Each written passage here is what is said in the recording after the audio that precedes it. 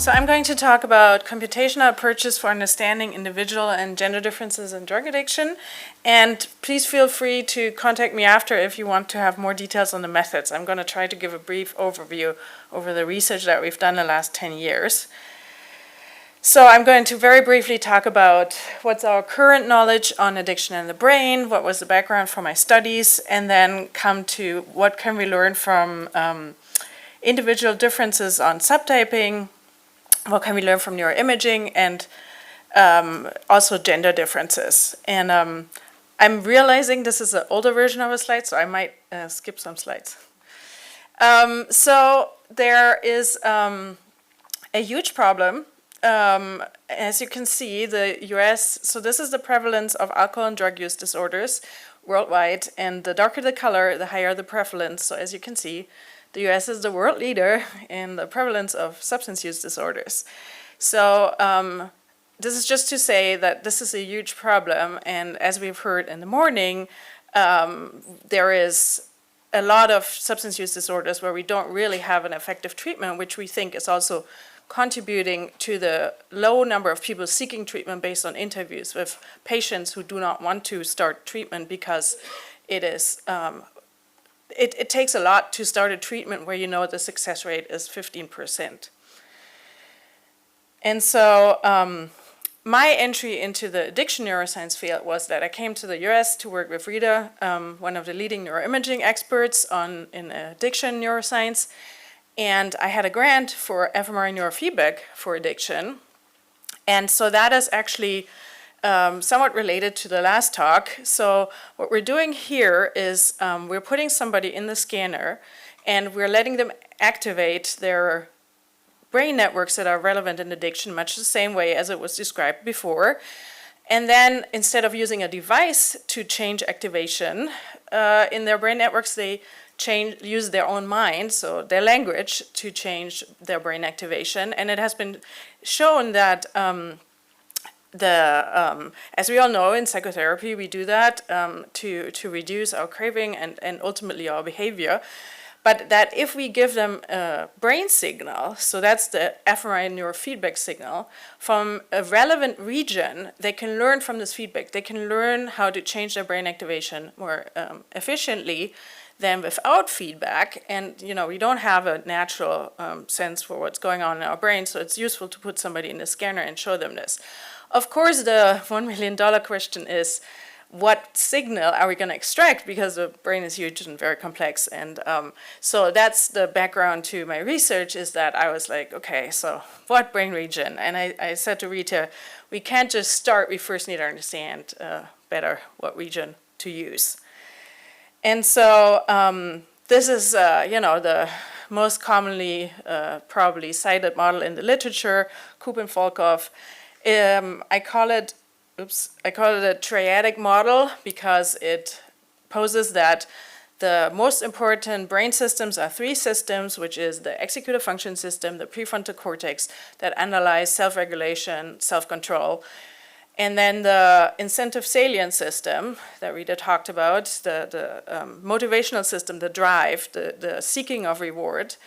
And then the third system that's also considered as very important is the stress system, or the negative emotionality, the processing of negative events. So the current understanding based on a decade of neuroimaging research is that these three systems function abnormally in addiction. And I think the biggest misconception, and that is because we haven't been able to do a lot of research on individual differences in these brain activation patterns, because the neuroimaging studies are very expensive, so we've had small sample sizes. So we haven't been able to look systematically at how things vary across people. And so I believe the biggest misunderstanding currently in the field is that the idea is sort of that all of these are involved to the same degree in every individual. But just as, there is individual differences in behavior, and, some people are really good at executive function and some are not, there is likely also individual differences in how these brain systems function. And then the next misunderstanding, I think, is that people think, oh, well, these three brain systems interact. So, if the executive function system is really good, it must also make the other two systems function really well. But that doesn't really make sense if you think it through, because if all of these systems were functioning either equally well or equally not well, they wouldn't be independent. So they couldn't serve different functions. So they need to be independent. Otherwise, they can't do different things.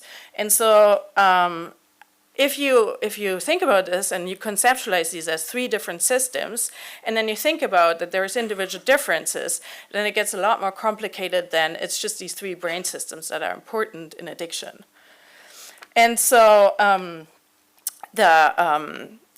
this, I just want to note on the side that, of course, for behavior, we have known this for a long time. So we have known that there is these dimensions underlying behavior. So there is approach behavior, executive function, and negative emotionality. And psychologists have shown 40, 50 years ago that these are independent behaviors, and that if you're good in an executive function, it doesn't mean that you're also great with regards to negative emotionality, for example, but that these are genetically driven, probably domains that are, there's huge individual differences.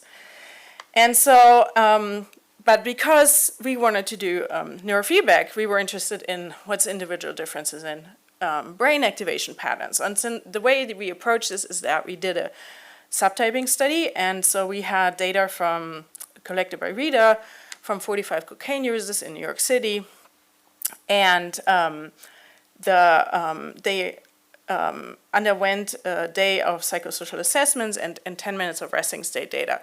And so I was looking at the resting state data, and I was trying to figure out how similar are their brain activation patterns during resting state. And resting state means they're lying in the scanner and you tell them do nothing in particular, keep your eyes open so you don't fall asleep. So this is sort of like baseline function of their brain systems. And what we did is we looked at functional connectivity, which is how connected something is to the rest of the brain, in 16 large-scale brain networks. So basically, we're trying to gauge function in 16 large-scale brain systems, sort of covering all our bases, looking at the entire brain. And what we did is a graph theory analysis, which measures how connected a network is to other networks. And what you get is this 16 values per person about how connected each of their 16 networks is. So you get a 16 value profile per person, and then we're trying to figure out how similar are people with regards to their 16 network profile. And the way we look at similarity here is that we use the artificial neural network, which is a data dimensionality reduction that basically reduces these 16 values per person into a two-dimensional space, which is called similarity map. And so then you can look at people who are similar to each other will be close to each other in that map. And then you can look at, do people like somehow cluster within the, in terms of similarity. And so that's what we did here. So this is a map. Each circle is a person. And there's 45 cocaine users and 28 matched controls. And the gray shades are the clusters. So we did find 4 clusters. And so what we basically found, and again, I'm reminding you, this is based on their similarity in brain activation pattern, though we then looked at how they also differed behaviorally, both with regards to tasks, but also with regards to personality profiles. And so what I'm showing you here are the personality profiles.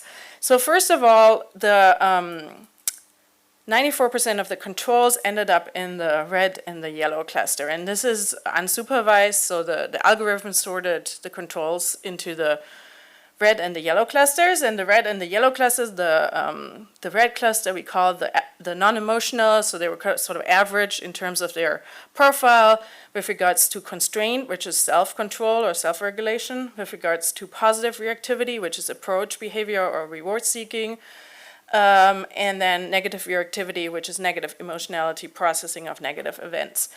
And so the red were average. The yellow were positive emotional, which means they had a lot of approach-seeking behavior, but were average on the other 2 dimensions.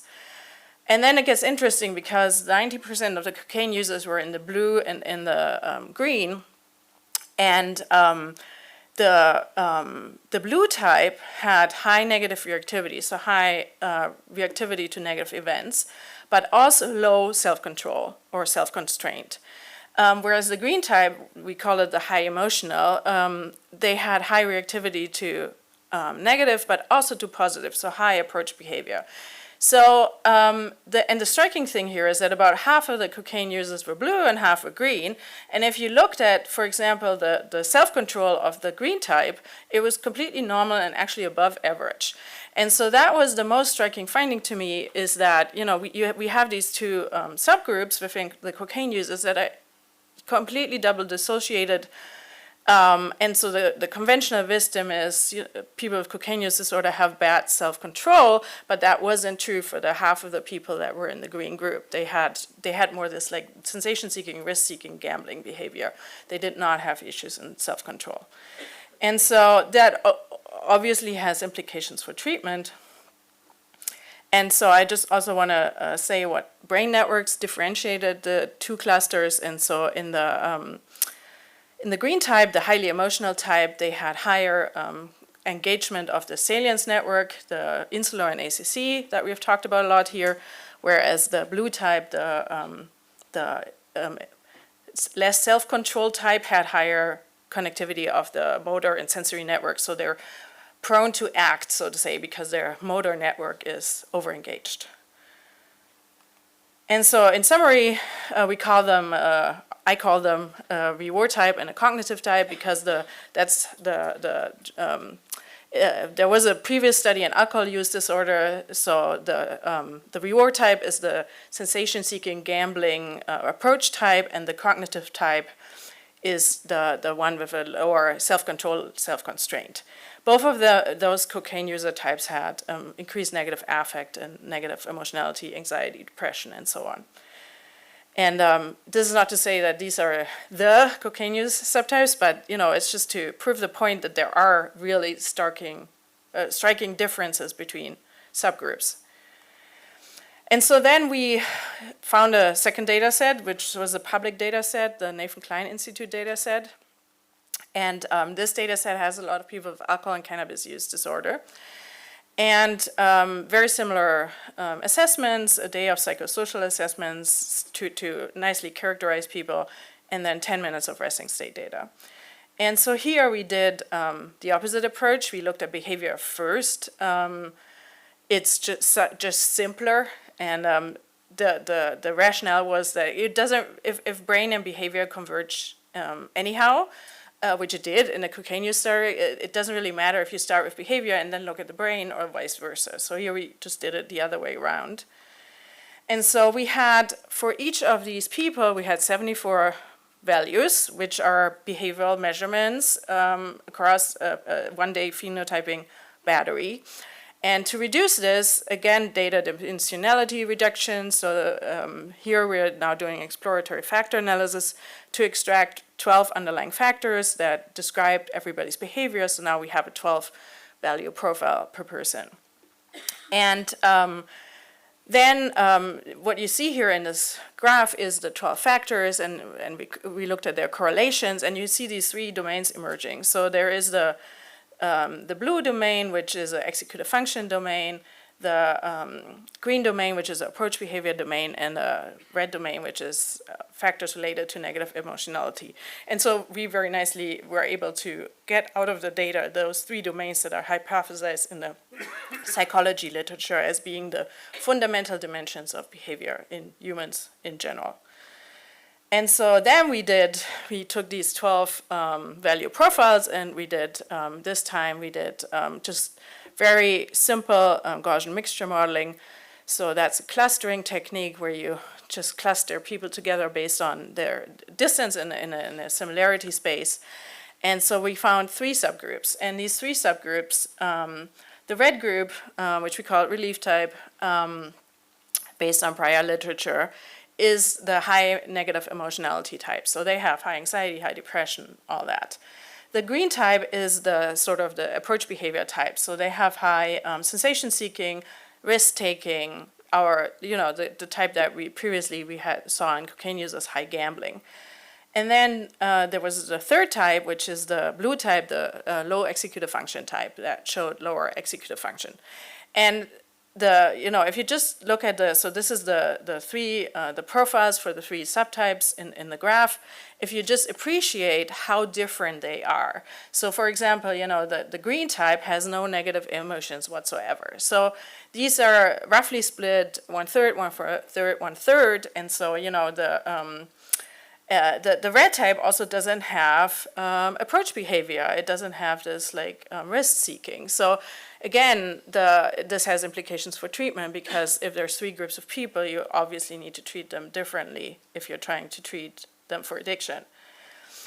And importantly, there was also no difference in the primary choice of drug, so the alcohol use disorder, cannabis use disorder, or if people had multiple use disorders, they were all of these had all three subtypes.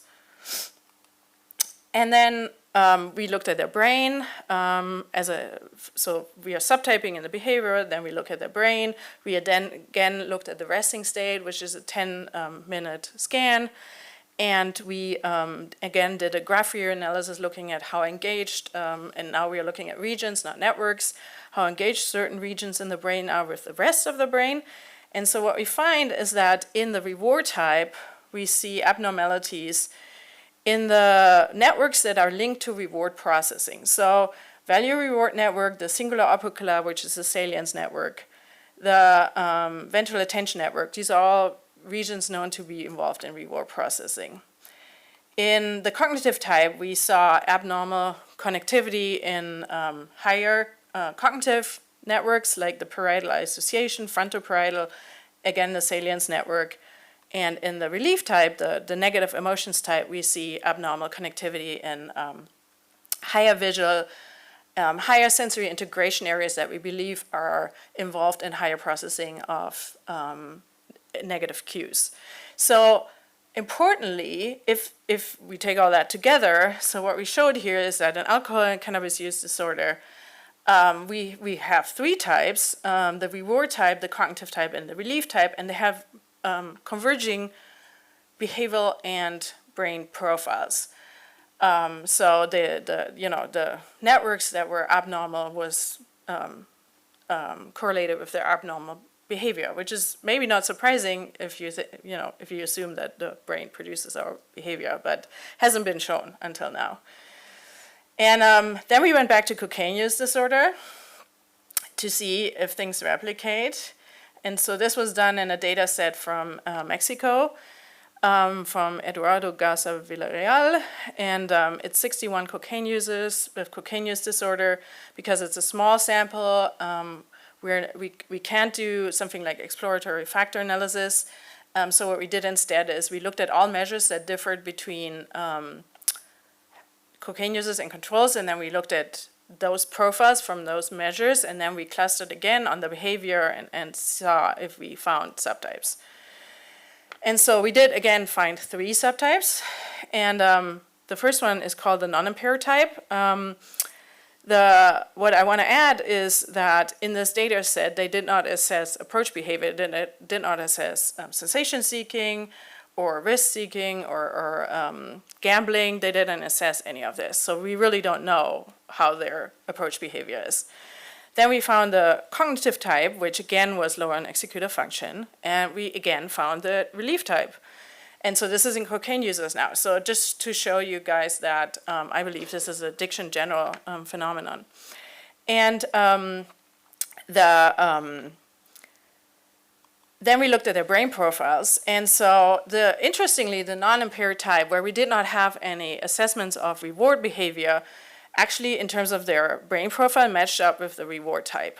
And so I think that's an interesting side note, is that one advantage of the neuroimaging approach might be that we can put people in a scanner for half an hour and we can get quite a nice estimate of how their brain systems are functioning, and we don't have to do a whole day of psychosocial assessments. So yes, it is expensive, but it might be more efficient than putting people through a day of behavioral assessments. And so we like according to the brain profile, the gray type matched up with our reward type. And then the cognitive type actually had very nice overlap, almost exactly the same regions as in the previous study. And similarly, the relief type, only 2 regions, but the same regions as in the previous study. So again, showing this like convergence across substance use disorders and the independent of the primary substance. Then we did some simulations because we were getting we were a little bit surprised that we were finding these single domain impairments, that everybody only had an impairment on one domain. So if you think about it, if the systems are independent, and if you assume that there is normal distributions of functions, so if some people are very high on function, some are very low, and there's a lot of people in the middle, and then you simulate this, then automatically, because there is the likelihood, if the systems are independent, that you have more than one impairment in a system is rather low.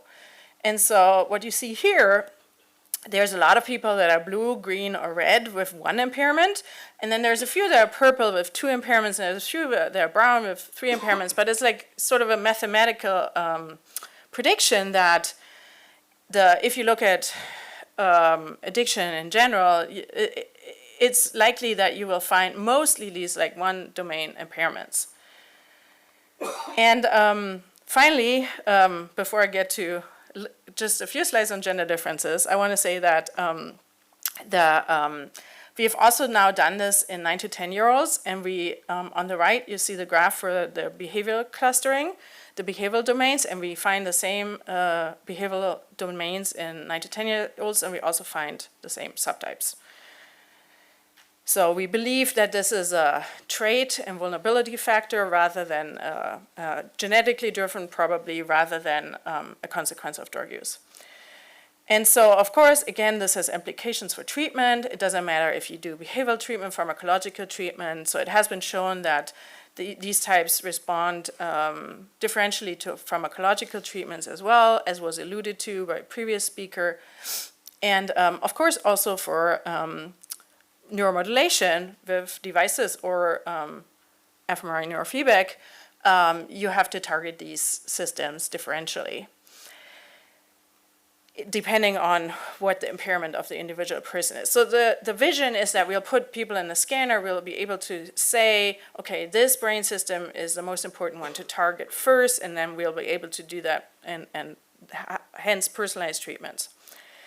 And so gender differences, I'm going to skip a few slides because this is there's extra slides in this one. There is, I've often been asked if, there's gender differences for the 3 subtypes. Are there more women that are the negative type, for example? No, they're not. These are basic dimensions underlying human behavior independent of gender. However, there is social norms that interact with these types, and I'll show you how. And so the first time that we realized this was when we did this is a causal modeling study where we are, this is just behavior, so blue is cognitive variables, yellow is social variables, and red is negative emotions, and then black is AUD symptom severity. And so what we show here is on the left are women, on the right are men. In women, social support has a buffering effect. It has a protective effect. So in women, social support reduces negative emotions and hence reduces AOD symptom severity as a trickle-down effect. In men, it does not. And we were like, what's going on? Why does social support not help men? This is in the US, of course. I don't know if that would be the same here. But we found the same in cannabis use disorder. If we just look at predictors with a classic machine learning approach of what predicts high levels of cannabis use and cannabis use disorder, we have this striking difference that in male, it's more like the classic factors like externalizing mental health and disconduct and so on. But in females, instrumental support, which is a form of social support, was very predictive of their cannabis use level. So again, saying, okay, social support has a different role in women. And then we did a literature review. We found that in people with substance use disorder, there's one brain region that is differentially activated in men and women, which was the OFC. And so it is more reactive to negative cues in women and more reactive to rewarding cues in men. And then we put all of this together, and so we were finally finding out what's going on in the male sample. And so what's happening in the male sample is that there's there are 3 graphs here. One is man with low OFC reactivity, and this is to stress stimuli. Average OFC reactivity, and then high OFC reactivity. So the right ones are the ones that are, they're men that would be the red type, the negative high emotions type, that react highly to negative stimuli, which is normally the female pattern. And in these men, higher friendship is a risk factor for drinking. Whereas in women, higher friendship is protective against drinking. And then we looked at, there's a picture missing. Anyhow, we looked at literature on, they had talked to people about friendship, like and men report they're trying to emotionally support each other, but it doesn't work. And so basically what we believe is going on here is that these are highly emotional sensitive men that need emotional support, but men haven't learned how to provide emotional support to each other, and friendships are mostly same-sex friendships in the US. And there's a loneliness epidemic in the US, especially among men. And so, and what men do if they're friends is they go out to have fun, and so they go out drinking. And so friendship is actually a risk factor in men because of the lack of social support. And so we found this in men versus women, but we also, and so this, it interacts because the man, this is especially the men that are the red type, the negative emotions type, right, that are affected by this. So it interacts with these traits. But we also found this in teenagers based on a literature review, and we also did an analysis of the 9 to 10-year-olds in the ABCD study, and we find the same effect even in 9 to 10-year-olds. So that behavior is learned very early, that boys have fun together. So thank you for your patience.